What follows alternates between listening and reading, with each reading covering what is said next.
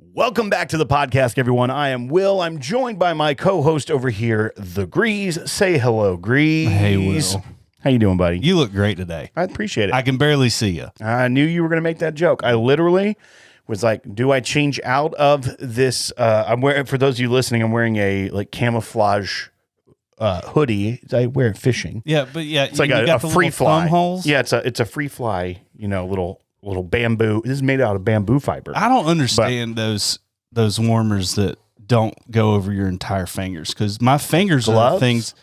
Yeah, like gloves, but like that's not going to keep you warm. I don't know the math behind it or the science, but I trust it. But my fingers, Your fingers are gangly. they're going to be cold. Yeah. Gangly looking. Yeah, they're rough. Lauren says I have decent looking hands. Well, I mean, she's being polite as a wife, should be kind and loving to her husband, but man, I've seen some hands. That's true. That's actually like your mom telling you that you're a good singer, and so you go and try out for American Idol. Yeah, how many things has Mama Grease said to you that we know aren't true? Most things, actually, like her just bragging on her son. You're a sweet boy. Yeah, Lord knows that. No, you're a sweet fella. I'm kind of sweet. You're not unsweet. I'm not right. You're like half and half tea. Yeah. Which at least it's half and half. Full on unsweet. Yeah. Garbage. So this I've got some flow to this show today. Oh. So I want to go. Yeah, I wrote down some thoughts because we did that Do People Even Drink Anymore show a few weeks back, and people watched it. It got some good viewership, good listenership as well. But we were talking about what are people even buying? And we kind of asked that question. Well, we had a comment on it that I thought would make a good follow-up topic. Okay. And so the whole show is produced by this commenter? Not the whole thing. There's some other stuff I want to talk about, but I thought we'd kick off this discussion right here because I kind of like where the head is at. Where this commenter's head is at. So just so that our listeners understand, I have no idea what today's show is about. No, you do not. I have zero clue. Is that on purpose, or is that just like we got lazy? No, I thought about sending it to you because we're actually recording this a few days after, and I wrote out this show flow. I actually wrote it on January 30th. So I've had it written down. This is a predestined show. Then I thought about sending it to you, and then I was like, sometimes it's better if he doesn't overthink things. Just let him go with his gut. Or just think. Right. No, you'll do some thinking. Right. So this is from 100% pure mustard. We've seen I feel like I'm going to be pure sassy, mustard Will. on the streams before. Oh, yeah. We've seen him. So this says 2023 will be, and this is, remember, in context of that show. Yeah. It says 2023 will be the year prices start to drop because stuff is sitting on the shelf. When you have 50 open bottles, another 30 samples friends are waiting for you to try, another 150 unopened bottles ranging from Weller Special Reserve to a couple bottles of BTAC to a couple dozen different Elijah Craig barrel proofs, which, I mean, this guy's rich. Calumets, Remuses, Knob Creeks, 9 to 18 year, yada, yada, yada. And the list goes on. You have your scotch, then you have your scotches, which average about $100 a bottle. My point is, we're realizing we have more than enough cool S-word stuff. I'm starting to see Bookers on the shelf again. Y'all get my point. The Bookers. So their prediction is that we're going to see prices start to drop. And I wanted to kind of get into that. If we start to see prices dropping, what will the landscape of our hobby look like? Better. If things start to just get back to equilibrium to some degree, like if it goes back to where things were sitting, let's say 2018. Let's not go all the way back. Whiskey clubs are back. Approachable, money on, whatever value you want to value it at. Yeah. I still think BTAC and Pappy and stuff, even if the market goes down, I think the first thing you're going to see is craft distilleries go broke. Yeah. I could see that. Go bankrupt. That's going to be your first indication. Craft and a lot of the NDPs. Yeah. Non-distiller producers that are just throwing labels. Yeah. Yeah. 100%. And then you've got Buffalo Trace making a ton more product. And so that's going to flood the market. So there's a couple of things that could make things way more approachable. Number one is going to be the stock that's available. And two, I do think that a lot of prices are going to go down.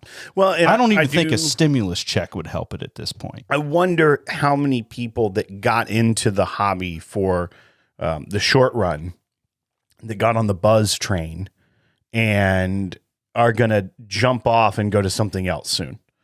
Like, what's the next big thing? Whether it be spirits or like craft beer has another moment, or does wine for 25 or to heaven 40, forbid rum. Yeah, but even like if it's another consumable, does it have a moment within the demographic of 25 to 55-year-old men? I don't that think it hasn't had in previous iterations. I don't think you're going to see a lateral shift due to the cost. Number one, you got to like that spirit. But number two, a lot of people that got into whiskey, a ton of them don't even drink it. Well, no, that's what I'm saying is that that would also help some of the price come down, is because the demand would shift over. But there was one key point in here that I'm interested in getting your thoughts on, because I've never really thought of it this way. And I think this is what 100% Pure Mustard was saying, but saying that, and maybe not even really keying in on it, but when you have 50, you're starting to see a lot of stuff sitting on the shelf. True. We are 100%. Seeing a lot of brands that have a higher price tag that I don't think they move. I think they sit there. But he says when you have 50 open bottles, another 30 samples friends are waiting for you to try. Back when we did start, the sample game existed, trading samples. Tim Gunderman was the first one to introduce us to that. But all 10 recipes of Four Roses. That wasn't the first batch of samples that he sent us. That was later. Great. He sent us Weller Antique, Old Forester Bonded. Like, he sent us 4 things that were. These are my go-tos. No, you don't even remember this at all. I don't. But it's all right. He said, they sound like go-tos. He was kind and generous when we started talking. He's like, hey, if you want a sample of anything you see on my feed, let me know and I'll send a sample. And I requested the 4 that we have. So that was that we had. Yeah, I think we still have one of those. A sample bottle? Uh-huh. Where is that at? It's in my house. Keep in mind, this was like 6 years ago. 2016. Almost 7. Yeah. We still have it. Yeah. That checks out. Yeah, it does. I've got a whole box over here. Right. Just so that has these samples. To this point, though, is that even then that was the sample game and we didn't get to everything. But now it is, everyone's got Boston rounds. Everybody has samples. A lot of people have their own sample labels. This actually isn't a very new thing, but as more people come into the hobby, it's so common. I wonder how many people now, and I would argue it's probably a majority, in their first instinct, instead of being in the liquor store of, I'm going to buy that and try it, is just, I'm going to ask my buddies for a sample. Like, I feel like there's not a lot of shopping, dice rolling as much anymore as when we were there. When we first got into it, we were literally just going and buying a new bottle. Didn't really know anything about, I mean, Lord knows you knew nothing about it. Well, they were cheaper then. Yeah, but exactly. That's what I'm saying. But now I feel like the first instinct isn't, I'm going to buy and try. It's, I'm going to try a sample because I know someone has bought it. And so the quantity that's on the shelf is not necessary, because there are so many things that even if you bought it, you may only have one pour out of it, is now just strictly samples. Strictly, how many brands are almost exclusively purchased by one person that a bunch of people are trying in sample bottles? Like, that's a weird thing to think about, but I think it's probably a lot higher than we think, because, and I think that's because we so often are buying stuff for the show. Right. And have actually tried over the course of, last week we did a fun blind game with samples, and we did do on the 15 that Parker's Heritage Heavy Char Wheat. This week we're going to do the companion, the Parker's Heritage Heavy Char Bourbon that Chris sent us. But for the most part, for our 15 reviews, we have tried to keep it to being something that we actually went out and got. Most of the time, it was not a sample sent by a distillery or from another person. On the occasion we have, we've done both of those, but the vast majority are bottles we have purchased. So our mindset has been so much so of like, we're going to buy it for the show. We're going to buy a bottle for the show, that I don't think that I've really taken the time to think about the impact, the economic impact on the bourbon market that the sample game has. And I think huge it's pretty impact. big. I would say it was huge. Now, the flip side of that is because it's like I just had it in strategic. Why would I pay $1,200 for this? I'm not even talking about that. Oh, $100. Yeah, I'm talking. It doesn't matter. I'm talking about a $50 bottle. The ones that are sitting on the shelves now, are the ones that I'm thinking about. Yeah, but if you get a sample, then it could turn into multiple sales. However, I don't think it could. But I know that I feel like there's so much that also is just like almost like a commodity at this point because it's all coming from MGP. There's probably so much that's indistinguishable that people try and they're like, I may get a bottle of that at some point. I feel like there's so many options. You try so many things that maybe at the beginning that was a thing. I don't think it's that way anymore. And I wonder how many distilleries, when they're starting up or if they're doing a new product launch or they're thinking of pricing, how many have factored that into their strategic planning. I would How bet, would you?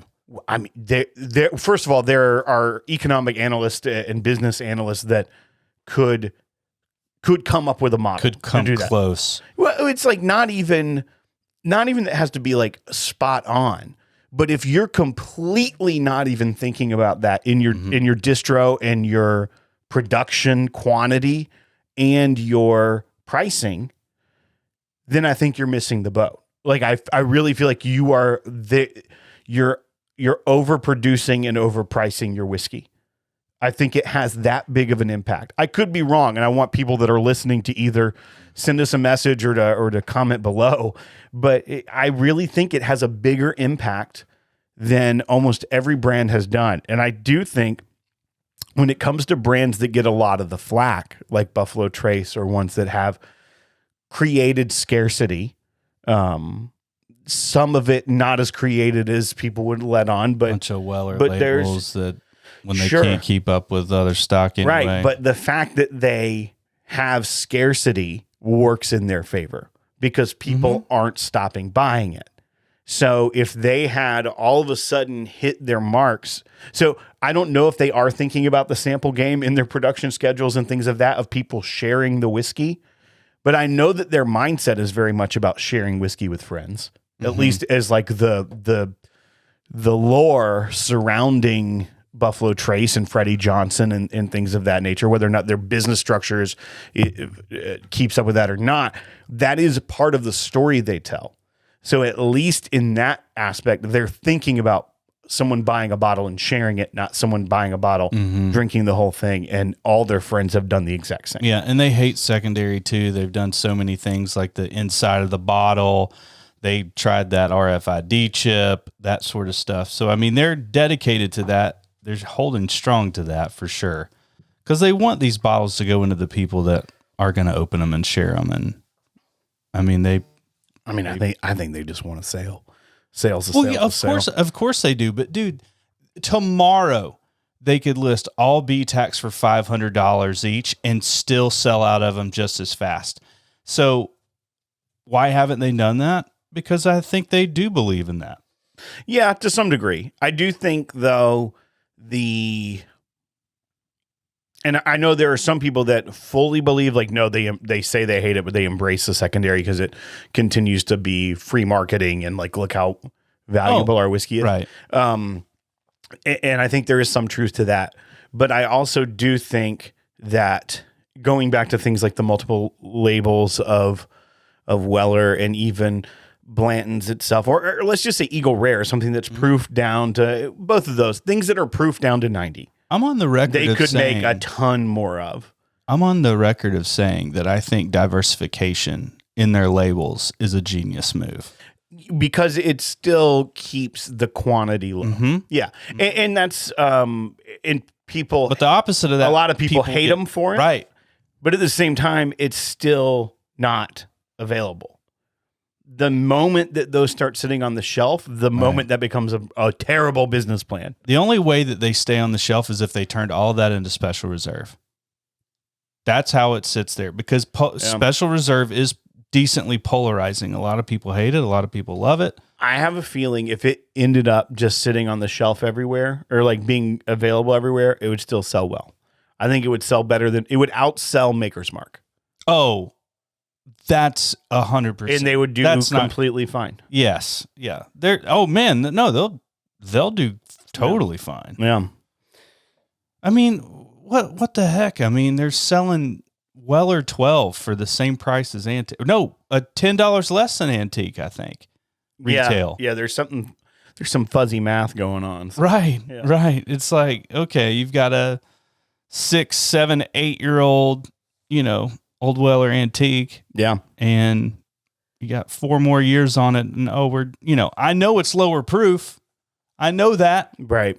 But still, man, Weller 12 is a beautiful bottle. If things were to reset hard back to like 2016 level, which was still an unprecedented, historically high interest in this category, in American whiskey, in bourbon and rye. If things were to reset back to there, so like a housing correction, like you have a huge boom, and if you still got in, like if you got in too high, you're underwater. Like if you just got in at 2020, but if you got in at 2016 and the wave, it crashes, but it still goes back to a historic high point. And I'm mainly talking about for the distillery side. For us as consumers, that's a heck of a spot to be in, because there's so much good whiskey out there. The LEs would probably contract a little bit, which is probably for the best. Like, not everyone has to have a limited edition. Not every limited edition is worth being limited. Right. But I feel like if there's a little bit of contraction in the marketplace, I think you do see some people jump off, be like, I'm just tired of it. I'm doing something else. And people that are true enthusiasts that really liked it at that point would probably continue on. So there'd still be demand enough for quality product. Well, I'm going to go back to Tim. Yeah. Tim's done.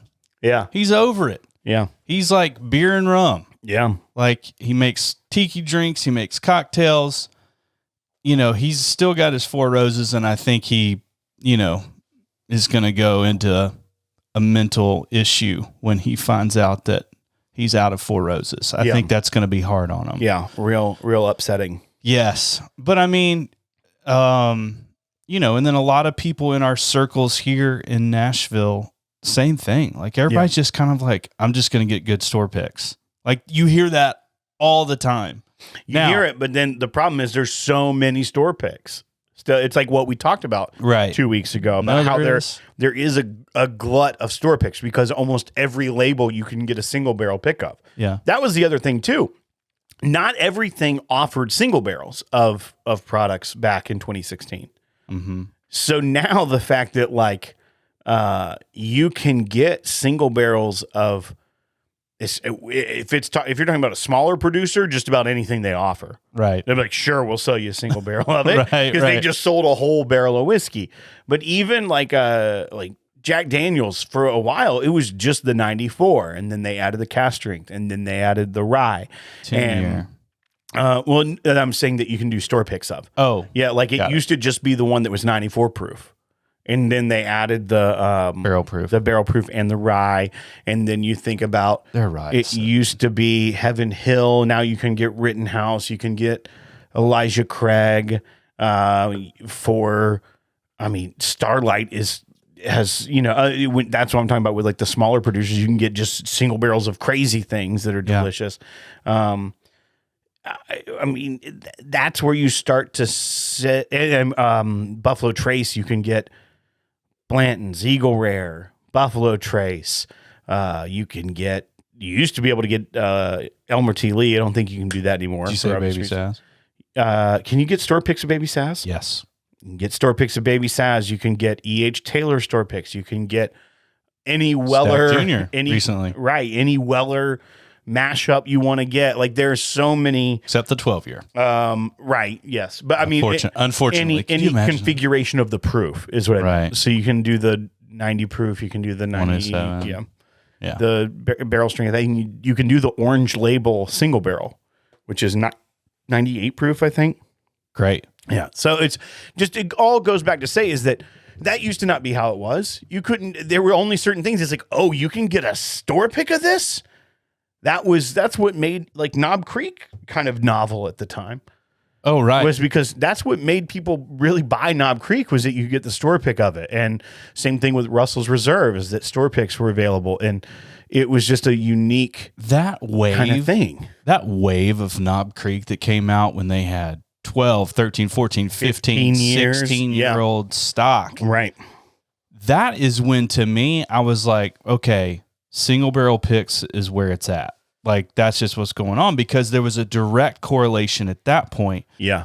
Oh, I'm getting a 15-year-old single barrel at 120 proof. Right. Over here, the regular offering is almost the same price. If not, even if I think it was the same price at $49.99. Yeah. At the time. Oh, it was the 9-year 100 proof. 100 proof. Yeah. Yeah. And so that was, I think, $10 less. $10. Yeah. But it's like, okay, I'm going to pay my $10. I would never buy that. 5 more years and 20% more alcohol. Yeah. So I think that was the awakening of store picks and seeking after those things. Right. And age statements becoming more of a thing. Yeah. Like, how many years is your store pick? How many years is that one? How many is y'all's? Like, yeah. So we were now you've turned on the switch of like searching, right, and hunting for something completely different than what we used to do. Yeah. And so there was that shift of allocations dwindling, us hunting that to, you know what? I'm hunting these store picks. Yeah. That was kind of the way for me. Yeah. And it just, now there's just so much variety to purchase that I feel like that is kind of what is going to kind of slam the brakes on a little bit to the market as well, because as 100% Pure Mustard said, there's going to be stuff that just sits there and then ends up having to go on clearance, and then the distributor doesn't reorder it. And the whole house of cards will tumble to some degree because of oversupply. Right. And demand drying up a little bit. Yeah, you should see. So I went by Red Dog today, and you should see like the original price, Red Dog sales price. There are probably 12 of them up there, which, by the way, I picked up a barrel silver seagrass, I think, today. It was gold lettering, but it didn't say gold, and the box wasn't red and gold. The box was like gray. Yeah, there's 2 levels. Right. There's the gray, and then there's the gold. I got the $200 one. Well, it's $250, I think. Yeah. Then the $500 I paid one. $229. You were spending money today. Well, I just did it today. That's all I did. Because it was 16 years old. Right. 16 years old, and I think it was like 58%. So like up there, 116 proof. Yeah. I'm sitting here thinking, I'm like, okay, it's a special release, but they have like this stuff to back it up. It's like warranting that price. Like, okay, this is a barrel proof. This is seagrass, which, by the way, I love the line seagrass. Yeah. So we had and then the it's gold. 16 years old. We had the barrel gold. Yeah, we had the gold, and you have the gray. The gray. Yeah. And that's not the normal ones. Just what's that label look like? It's like green. It's green and blue. Yeah, like yellow. Neon green and blue. Yeah. Teal. That's what you're saying. Yeah. Cyan. No, that's like a neon green, and then there is a teal. Okay. Yeah. Not blue. I know a woman named Teal, and she's awesome. Okay. But I thought that was a random fact. She work at Sam's? No, she's a professional photographer. Oh. Yeah. Go check out her stuff. Speaking of checking out stuff, I'm just kidding. You can. Yeah. It's TEALE. Tell them what they can do today. Oh, yeah. So go to, if you want to see the latest Whiskey the Pooh, it's the easiest way. Cult following. Yeah, go. I did a new Whiskey the Pooh, and I had AI write the script. So, and I'm going to tell you, It is perfect. Primo script. It is the funniest thing I've ever read. Got a pretty good script. So computers are smarter than the whiskey, the poo. But if you want to see, no, the brain of the computer will keep us alive. Oh, if it chooses to. It'll turn us into batteries, like the Matrix. You seen the Matrix? I wonder how many computers you could power off your blood. So if you want to go see the latest Whiskey the Pooh, it's been a minute since I've done it. Here's the easiest way to do it. And the only way to do it, actually, go to patreon.com/thepodcast. You don't have to be a patron, but just click the posts and it's going to be there. So I just put it up there. That'll be the central hub for things like that. We're going to do some exclusive content on Patreon, but you don't necessarily have to be a patron. So go to patreon.com/thepodcast, click posts, and it'll be the latest Whiskey the Pooh video will be right there for you. So check that out. As little as $5 a month. You can support us while you're there. Consider it. It's amazing. Yeah. There's some really great levels up too. Like if you want to connect with the community more, we've got these town halls and virtual bar nights where once a month we get together on a Zoom call. It lasts a couple hours, sometimes 8 hours. Yeah. It all depends on how we're feeling at the moment. But you don't have to be a patron to see the video. But while you're there, give it a consideration. Patreon.com/thepodcast. I did want to talk about, before we get to that and the 15, you did go to Kentucky last weekend. I did. Yeah, and you went to Bardstown Bourbon Company, which was your first time there. No. I thought that was your first time there. No. We just don't like to talk about them because, there was that whole incident at Whiskey It's my Weekend. third time there. Yeah. The first time was when we picked the Willets for Southern Whiskey Society. You weren't there. Oh, right. I wasn't there yet. So I went there. That's where Drew at Willett, he ordered a ton of appetizers and they were all just stupid incredible. But my favorite was the charcuterie board. It's a charcuterie. Yeah. There's a lot. Mm-hmm. Some things I didn't know, but they got that ham. What's that called? That with the fat on it. Country ham? No, you can see the fat on it. Ciabatta or something like that. Porchetta? Yeah. Or bruschetta. No, that's a brioche bun. No. No. I was saying that's what I said. Anyway, so we went there. We had my buddy rode with me all the way up to Lexington to pick up my new Jeep. Yeah. Which I'm in heaven right now. Yeah. It's my dream car. And I got it. Thank you, Casey Bright. Yeah, you still have a UK sticker on the back, which is fun. I know. I'm trying. Well, it's freezing rain and snowing and all this other stuff. I'm trying to figure that out. But on our way back, we stopped at Bardstown Bourbon Company. We had the Brussels sprouts, which ended up being there's like this like maple jam, and like a little bit of like bacon fat on there and stuff. They were super good. We had the pork rinds, nice, which not as good as 55 South when they would come out crackling, because they literally just fried them, and it had like this queso with it and stuff. This just came out and it was just the chips, so it was like no sauce or anything. You ever had at Peg Leg Porker the pork rinds? I have not had. They do them there. Yeah. But everything I've had at Peg Leg is stupid. Central Barbecue also does really good house-made pork rinds. But okay. So my buddy got the burger and I got the chicken sandwich, the fried chicken sandwich. That is kind of their thing. Yeah, that fried chicken sandwich, super good. Enjoyed it. Had a cocktail. I was there. I just had a house old fashioned. They made that up. I mean, it went down smooth as silk. Yeah. It was perfect. I took a picture of the empty glass because I forgot to take one of the full one. I do that. You forget a lot of things. Well, I was like, man, that was so good. And I forgot to take a picture. And I was just like, screw it. Boom. Just took a picture of the empty one. But the trip was really good. Oh, by the way, after that, we 100 miles per hour booked it to Mint Casino. Oh, nice. Right over the line. On the Kentucky-Tennessee border. So I went. Walked away up 600. I think it was called something different when I went. Have the games gotten better?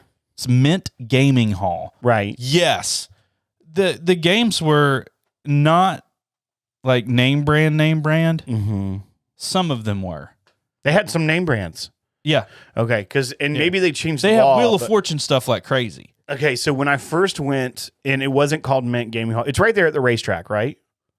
Yes. Yeah, in Franklin, Kentucky. Yeah, it's like this 1.5 mile road that you take back there, which I called off like exit 5. The drive of shame is what I called that stretch. That's a perfect name for it. Right. Yeah. You always got to have a section of road where you're just shameful. Well, you got just some time to think. Yeah. Yeah. Some time to reflection. It's a reflection. Tell yourself road. you never need to do that again. But it was a great trip. It was really good. I enjoyed.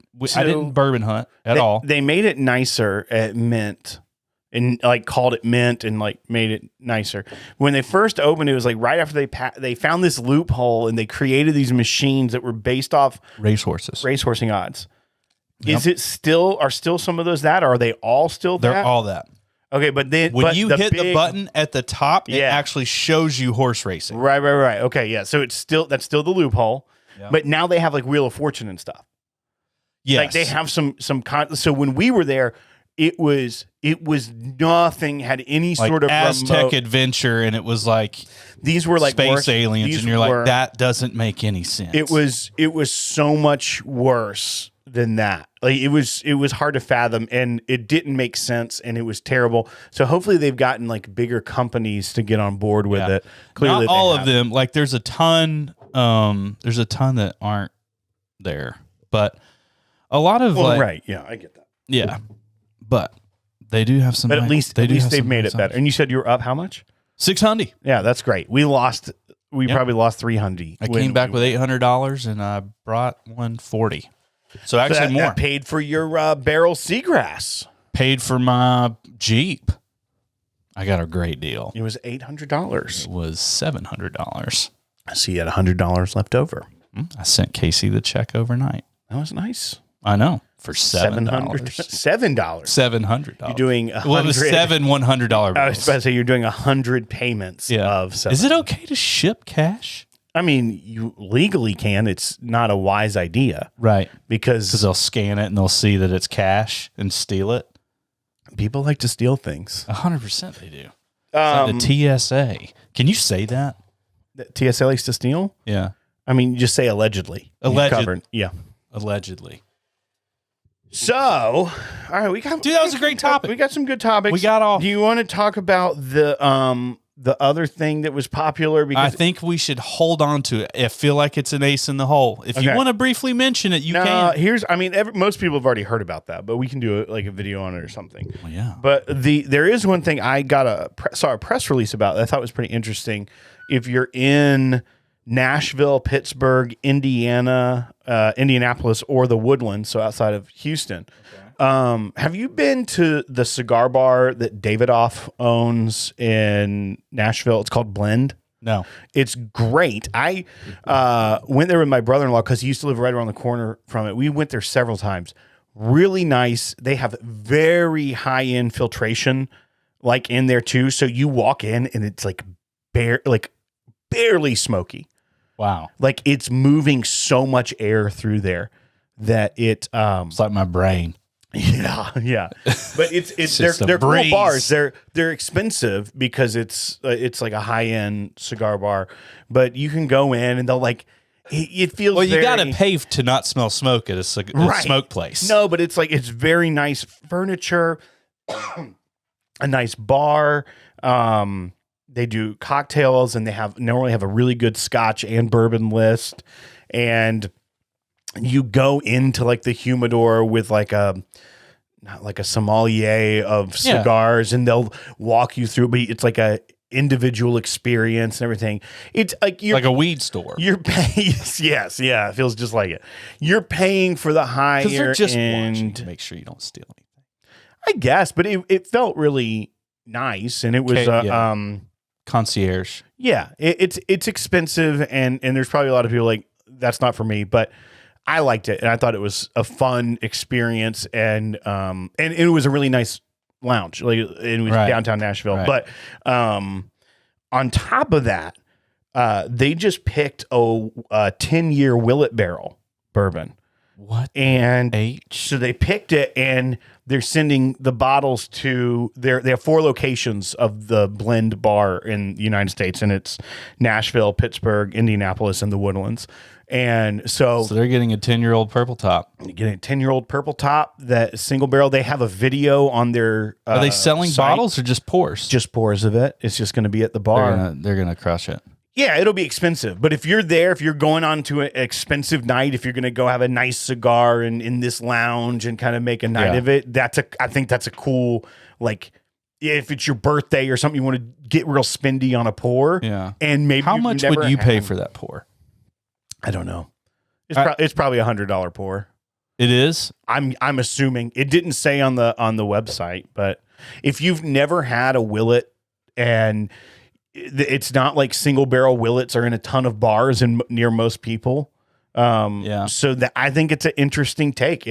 I think it'd be worth it to experience that and make a night of it, and have them tell you what cigar would go nicely with that pour and what they suggest, and do it up. I'm not saying everyone should go do it, but I think it's an interesting experience. That's an interesting concept too, to say, you're not just sitting at a bar ordering something and you just drink it. Yeah, no, like your whole you're thing. coupling it with an experience with the cigar. Yeah, and you're wanting to take your time with it, and you're in a nice place, you're in a nice chair. Yep, the aesthetics are all there. Mm-hmm. I don't know. I think it's worth looking into, especially if you're a cigar person, which a lot of people listening and watching are, and you're in one of those 4 cities, or you're traveling through one of those 4 cities. I think it's worth checking out. Yeah. So that's all. I saw that Blend. pop up. Blend. It's by. It's probably, you probably say Davidoff. Davidoff. You know the brand. Yeah. Yeah. I don't know how to pronounce it. I feel like most people would say they're probably overpriced cigars. I don't know. I don't know the answer to that. I feel like they're a premium cigar, right? Yeah. I don't know. All that to say, I don't understand cigars a lot. Yeah, I would definitely say I have. I'll buy an Alec Bradley. I'm very ignorant to the ins and outs of it, and fortunately, we have people around us that are very good. Was that me or you? That was me. I thought it was a gurgle in my throat. No, that's called acid reflux. Oh, nice. Yeah. But I would say that Dan Shook had. We know a lot of people that are very knowledgeable in it, and so we kind of have that to go off of. Right. But if you're not, I think it's a cool experience. There's probably a ton of us that are like, that is a ripoff and whatever. I don't know. Just try it out. Maybe not. They didn't pay me to say it. So, but if they do want to, I'll say it again. I just want to scotch. All right. You want to go to the 15? Greeze? I would love to go to the 15, Will, so we can drink a little bit more. Cheers. Say your thing. Hit the music. That's why I've had to say it so many times. No, I don't even remember what to say. I had a list of things in my head that I was supposed to say. I was like, is it let's do this? Is it we don't know? It's not we don't know chat. We don't, but we'll drink it. Oh yeah. Hit the music. You doing good? Mm-hmm. You enjoying that water? Mm-hmm. Why do you say that like that? What? Mm-hmm. My mouth was full of liquid.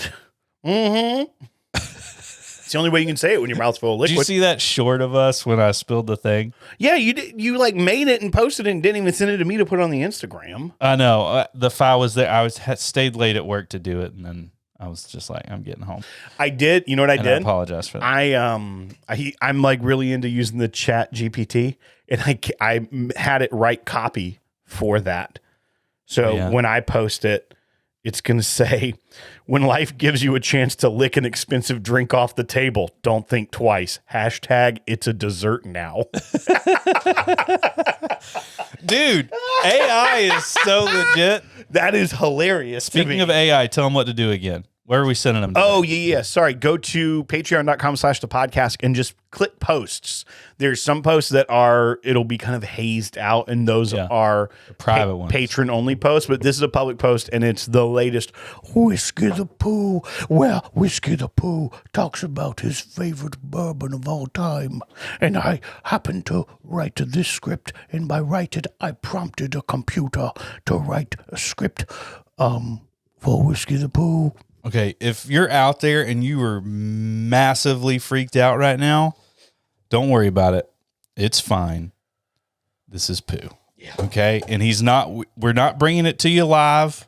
We're not giving you hour-long content. This is just content on our Patreon page. Just doing our thing over at patreon.com/thepodcast. I don't know why you saying podcast is so funny. It's because I'm running out of air. Podcast. Running out of air. So right now I'm not breathing in. I'm just using all the air that's already in my lungs. And when I get to the end, I have to say podcast. I'm going to clip that. Go for it. I feel like I need to clip that. That was clippable. Before we come back from the 15, this is just for those watching on YouTube, because you don't cut out the middle portion. And I'm going to read some of this because one of the prompts I did was specifically, I'm opening it up. It said something to the effect of be over-the-top redneck, talking about the virtues of Red Lobster's endless shrimp promotion. Hit the highlights, though. Don't. No, I'm not going to read the whole daggum thing, but it says, the prompt was, write me a 450-word rant in the style of an over-the-top redneck about the virtues of Red Lobster's endless shrimp promotional. And it nailed it. Legit, it knows the Greeze. Listen up, y'all. I got something to say about one of the greatest deals. Do you want me to just read it? Yeah, it's better. Listen up, y'all. I've got something to say about one of the greatest dadgum deals in the history of food deals. Red Lobster's endless shrimp. I mean, where else can you go and get all the shrimp you want at one low price? That's right, folks. Unlimited, succulent, juicy, hand-breaded shrimp cooked up fresh and served hot and crispy. Now, let me tell you something about shrimp. It's the kind of seafood, the Cadillac of crustaceans. King of seafood. You messed it up. Say it again. You ruined it. Oh, it's the king of seafood, the Cadillac of crustaceans. Yeah, start it. Say, let me tell you about shrimp, and just read that paragraph. We'll be done. Now, let me tell you something about shrimp. It's the king of seafood, the Cadillac of crustaceans, the Rolls Royce of the ocean. Like if I was trying to get search for words. Number one, I don't think I would say crustacean. No, the alliteration was a little bit above your grade level. I would call something a Cadillac. Yeah, you would say the Cadillac of seafood. The Cadillac. That's of what seafood. You would say. 100%. See, shrimp is the Cadillac of seafood. Sure. Okay, and I'm not talking about what's a better car brand than Cadillac? Not much, except you do have lobsters and crabs. Yeah, which I do enjoy as well. Right. But shrimp go too, dude. Yeah. Do you know something about shrimp? Tell me. There's this Mongolian barbecue place called Genghis Grill. Yeah, I know. They used to have shrimp. Yeah. And I would pile the base of the bowl with shrimp, and then it would kind of sticky. So then I would just kind of do this thing and then pile this mound of whatever with a bunch of steak on it. And I'd have steak and shrimp and noodles, and it was freaking great. And they got rid of the shrimp because of me. Because of you? Pretty sure. Checks out. Pretty sure. You've ruined a lot of things for just a lot of like people. I made a cruise ship lose money in the casino. Hey, also, we were talking about patreon.com/thepodcast. Patrons, if you are watching. For those that have been with us for a year. This is coming out. This or is more. Swag that's coming out, and it's hard because of the lighting. It's embossed. It's embossed. It says the podcast. It's our logo. It's a there we leather go. I'm catching the book. It's a notebook. And it's got a binder in it. Well, yeah, it's got... so you can add some things to my it. Notes. Yeah. And then... And they make like tasting note ones in there. We did in blank because we didn't know what people would want. And then this is also a pin you're getting that has the podcast and it has logos on it. So it's kind of cool. Yeah, we're going to make everybody witty. Yep. Or studious. I have a studious in my house. All right, you ready? What is that? Is that a study? No, there's the French word for study. No, there was a Antonio Banderas interview from probably like 10 or 15 years ago where it's just like, it's so bizarre. And for some reason, I remember this one part. He's like, studios, talking about studios. I have a studios in my house. It's like, I have a studios in my house. I'll find it for you later. I love that. Studios. I would love to hear I it. have a studios in my house. All right. All right. And we're back from the 15. Some say we never left, Will. All right, here's what we're doing. Last week, I nailed that one. Our buddy Chris P from Colorado, he sent us a game that we played, a little blind game, super fun. And then we had the Parker's Heritage Collection Heavy Char Wheat, which was from 2021. But he also sent us a sample of the Parker's Heritage Collection Heavy Char Bourbon, which we are going to review this week. Since he sent them, we thought we'd have some continuity week to week and go off of these tonight. So I poured it up. We had an ounce sample. Greeze is going to throw some shade. Chris, I got you. I really appreciate the ounce. I mean, it's more than I could have ever asked for. Yeah, I get it. So, do we know any information about this? I'm looking it up right now. Like the proof. I'm pulling it up as we speak. Yeah, this is kind of a curveball pour. We didn't have anything for the 15, so we just doing this, man. So this was the 15th edition. Can I go ahead and tell you what I'm getting on the nose? Sure. It is so light. I'm getting a tad bit of nut on the back end. So this is the 116th edition. It is 67% 13-year-old Kentucky straight bourbon whiskey, 33% 15-year-old Kentucky straight bourbon whiskey. Let's see. They're rebarreled in New American White Oak barrels with level 3 char for 4 weeks. And then it is 132.2 proof. Unbelievable. Smell that and tell me if that smells anything like 132. And this, by the way, is the 2022 Parker's Heritage. So they did Heavy Char Rye was the... okay. So here's the question. Here is a big question. Always with Chris, there's questions. Sorry, they did do a Heavy Char Bourbon in... I'm sorry. I've completely messed this up. This is the 20. Let's just start. No, it's fine. No, I'm just going to say, I was talking about the double barreled, which was the last year's. This is the Heavy Char Bourbon. This is 120 proof. It is 10-year-old age stated. Still doesn't smell like 120 proof. Yeah. And so it is, no, not yet. It's 120 proof, 10-year-old, and this was from 2020. So they had rye in 2019, Heavy Char Bourbon in 2020, and Heavy Char Wheat in 2021.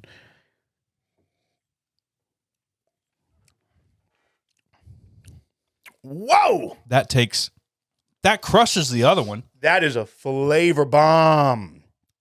Whoa, whoa, whoa, whoa, whoa, whoa, whoa. Thick, it's viscous, it's sticky. Hey, that's my whiskey of the year from 2020. I'll tell you that right now. This is 2022. No, I just went over that, how I messed that up. Oh. This is 2020. 2020. Yeah. Dude. 2022 is the... Good on you, Heaven Hill. Goodness gracious. I'm all right with this. I got honeysuckle on the nose, a little bit of nuttiness on the back, and it was just soft. The pour is soft. You know what? Even the palate's soft. But not complex. It's complex. Think about it in context of an Elijah Craig barrel proof, because this destroys it. This is 10 years old as opposed to a 12-year-old ECBP. Obviously going to be the similar. Well, the single barrels are like 8-9 years. Right. They can be 10. But this is going to be similar whiskey. The difference is the Heavy Char. Yeah. The 120 proof, I think, is the perfect proof for this. I'm going to Heavy Char all of those. Well, you have to do it at the beginning. Well, no, I'm going to just get a Heavy Char barrel and throw it back in there. So you're going to double barrel Heavy Char. Double barrel Heavy Char. This whiskey's talking to me. It's making me emotional. I love it. This is so daggum. This is one of my favorite bourbons. This is really, really good. This is much better than Elijah Craig barrel proof, in my opinion. Oh, man. Destroys. Why don't they just Heavy Char Elijah Craig barrel proof? Like, I don't understand. Put the barrels that they want to be Elijah Craig barrel proof off into a different area. I could see this being a top 10 whiskey of all time for me. I had to move from top 5. Oh, God. I'm flirting with that. Definitely flirting with that. Dude.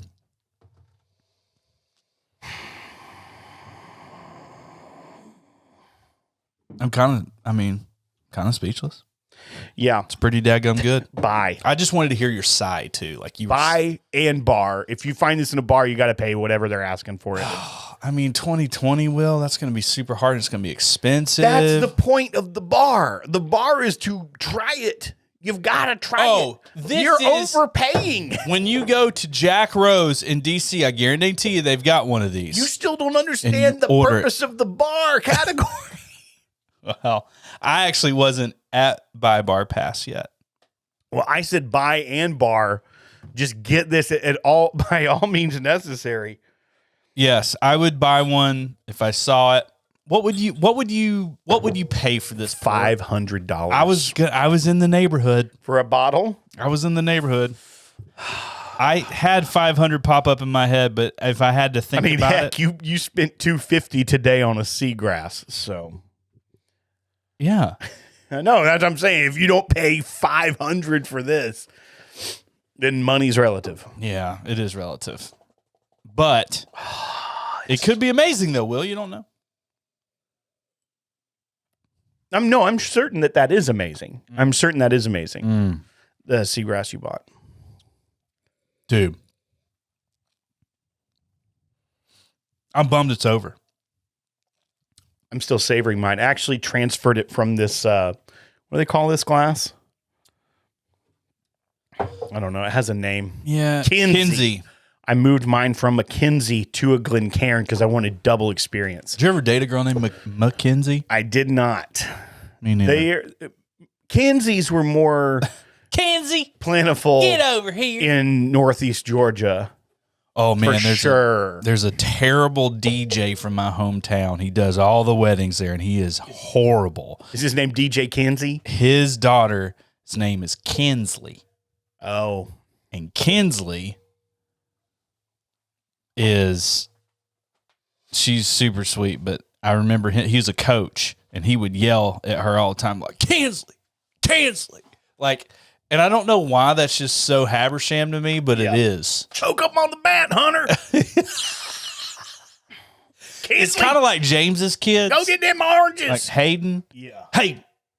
Like if you can say the word in less than a syllable, it's just a sound when you're angry. It just sounds like you're about to punch somebody. Which, by the way, I'm pretty sure she's the one that's wrestling right now. I was going to say.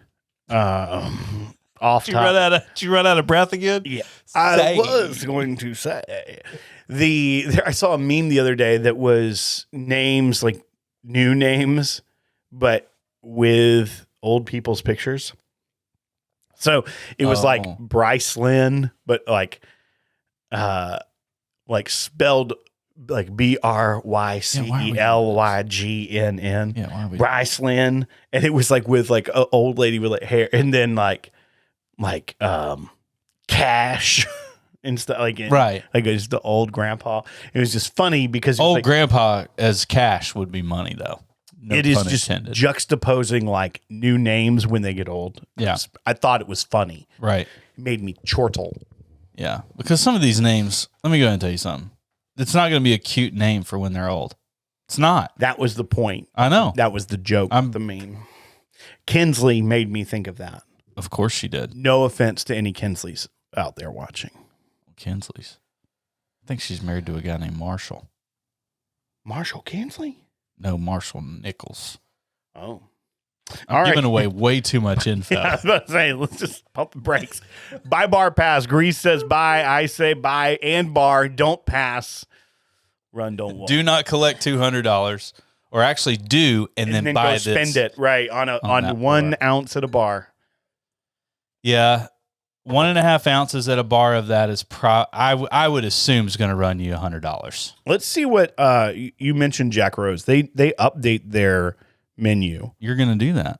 I love it. So I'm going to see if it's on there, and I'm going to see what the price is. And now that's going to be. Do you have any over/under guesses? 125. 125. Okay, I said 100. For what are we saying? For an ounce or 2 ounce pour? Which, by the way, Aged Lenore's got this really cool decanter set right here. Highly recommend for flying. You just kind of take this little cloth here, put it down in there, put your thing, then twist it on. I'm not fast with it. So, and now I'm trying to be fast. You can be slow because I'm this thing just go like pretend this is all on there, right? This thing, I mean, can survive on a building. And what kind of building you talking about? I don't know. Kmart, Toys R Us, all the ones that are failing. They still got a Kmart and Toys R Us anywhere? Somewhere. I don't think so. Toys R Us is crushing it apparently in Canada. That checks out. Yeah. I think they stayed open during the pandemic. I don't think anything. Okay, here we go. Oh man, they don't currently have 2020's Heavy Char bourbon. They do have the Heavy Char rye and the Heavy Char wheat. And so let's see what those two cost. Okay.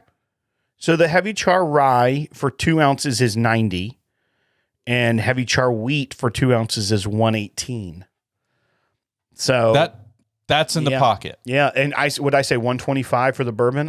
I bet the bourbon would be. Is it a lot of money? Yes, it is. But we just said this is a special pour. But you know what you can also do? Get 1 ounce. They don't have the one that here. They don't have the 1 ounce price. Yeah, but for $45, you could have the rye, or for $59, you could try the wheat. Yeah, and it's a splurge. But yeah, I'm going to go ahead and tell you something. If you walk into Jack Rose, Greeze is right now starting to finally understand the concept of bar in our rating system.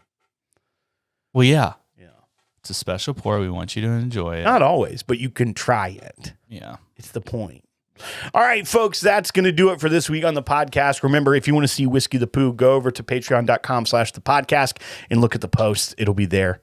Hope you enjoy it. Leave a comment on that. And that's going to do it. We don't know Jack, but we'll drink it, baby.